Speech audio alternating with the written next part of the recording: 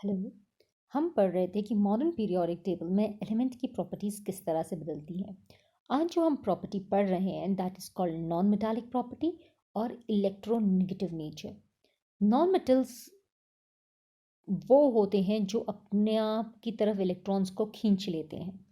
अब for example हम chlorine को लेते हैं, इसका एटॉमिक नंबर 17 है। अगर आप इसे इलेक्ट्रॉनिक कन्फिग्रेशन में डालें तो ये हो जाएगा KLM, ऐसे लिखिए 2, 8 एंड 7।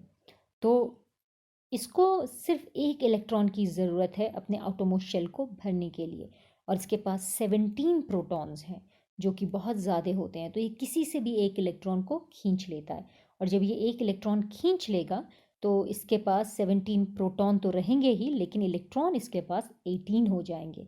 अब क्योंकि इसके पास नेगेटिव चार्ज ज़्यादा हो गया है तो क्लोरीन के ऊपर हम एक नेगेटिव चार्ज का सिंबल लगाएंगे। इसीलिए कोई भी एटम जब अपनी तरफ इलेक्ट्रॉन्स को खींचता है तो हम उसे इलेक्ट्रोनेगेटिव नेचर कहते हैं, क्योंकि वो एक नेगेटिव आयन फॉर्म करता है। So along the period non metallic property increase करती है, यानी कि नॉन मेटालिक कैरेक्टरिस्टिक्स या इलेक्ट्रोनेगेटिविटी इंक्रीज करता है अलोंग द पीरियड। और अगर हम डाउन द ग्रुप देखें तो इलेक्ट्रोनेगेटिविटी हमारी डिक्रीज करती है। नाउ लेट अस स्टडी कि क्यों। If we talk about electronegativity, it is the tendency of an atom to attract electrons. जब कोई एटम अपनी तरफ किसी भी इलेक्ट्रॉन को खींचने की कोशिश करे, दैट इज कॉल्ड इलेक्ट्रोनेगेटिविटी। और ये अक्सर नोबल गैस इलेक्ट्रॉनिक कन्फिग्रेशन को अटेन करने के लिए किया जाता है। एक एटम जो इलेक्ट्रॉन को ले लेता है वो खुद एक नेगेटिव आयन बन जाता है, इसीलिए इसे इलेक्ट्रॉन नेगेटिव नेचर कहा जाता है। एलिमेंट जो आसानी से किसी और के इलेक्ट्रॉन को एक्सेप्ट करते हैं नेगेटिव आयंस फॉर्म करने के लिए, इन्हें इलेक्ट्रोनेगेटिव एलिमेंट या नॉन मेटल के नाम से जाना जाता है।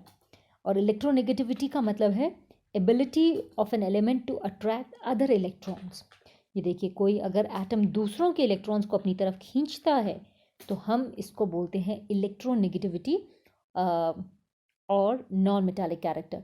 तो अगर आप पीरियोडिक टेबल देखें, if you look at the periodic table, तो पीरियोडिक टेबल में ये देखिए, this is a periodic table. अगर आप अलोंग द पीरियड जाते हैं तो नॉन मेटालिक कैरेक्टर इंक्रीज करता है, क्योंकि इस तरफ these are all non metals, right.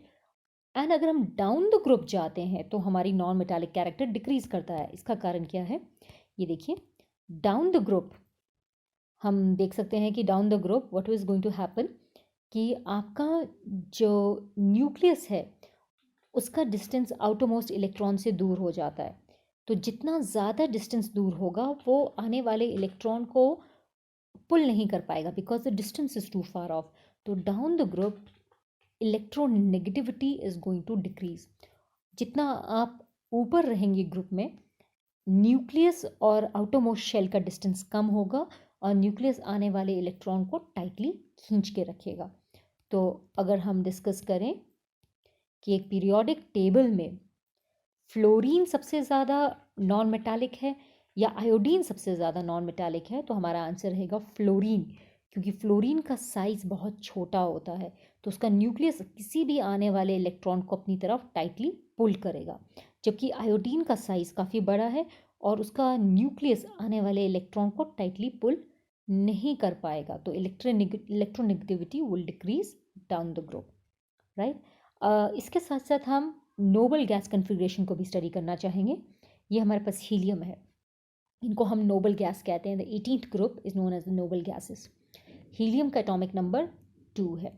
अगर आप इसे इलेक्ट्रॉनिक कन्फिग्रेशन में डालें तो ये K में आएगा। तो आप देख सकते हैं कि इसका आउटरमोस्ट शेल कम्प्लीटली फिल्ड है।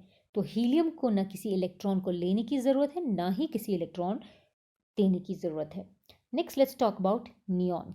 नियॉन का एटॉमिक नंबर 10 है, और अगर आप इसे इलेक्ट्रॉनिक कन्फिग्रेशन में डिवाइड करने की कोशिश करें तो ये हो जाएगा 2 एंड 8।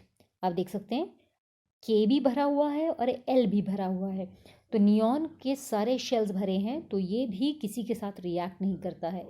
इसे न किसी के इलेक्ट्रॉन लेने की ज़रूरत है, ना ही ये किसी को इलेक्ट्रॉन डोनेट करता है।